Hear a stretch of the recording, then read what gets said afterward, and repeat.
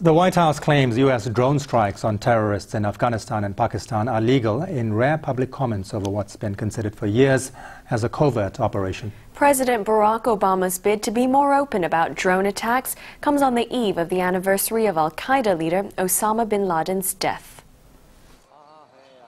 In a bid to be more open about the controversial practice, the White House has made a rare public admission of drone attacks targeting insurgents in the tribal regions on the border of Afghanistan and Pakistan. It's been considered a covert CIA program until now. President Obama believes that done carefully, deliberately, and responsibly, we can be more transparent and still ensure our nation's security. And I'm here today because President Obama has instructed us to be more open with the American people about these efforts. In a speech to a Washington think tank, the U.S. President's counter-terrorism advisor justified as legal under international law the airstrikes that have killed suspected terrorists and more than 300 civilians since Barack Obama took office. The White House claims the administration holds itself to a rigorous review process when deciding whether to carry out drone attacks.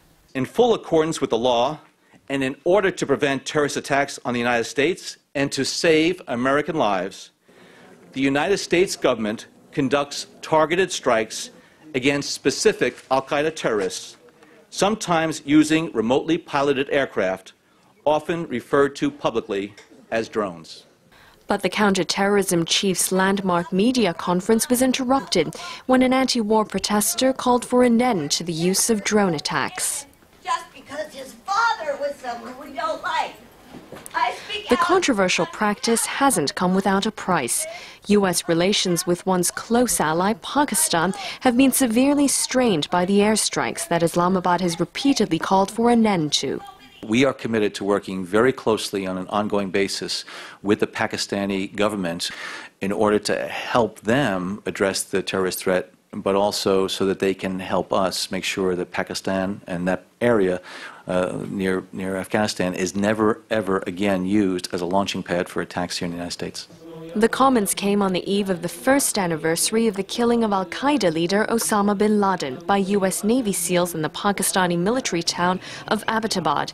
The mission was carried out secretly, again without Islamabad's explicit approval. But Obama is keen to capitalize on what some see as the crowning glory of his time in office, as he makes a bid for re-election in November.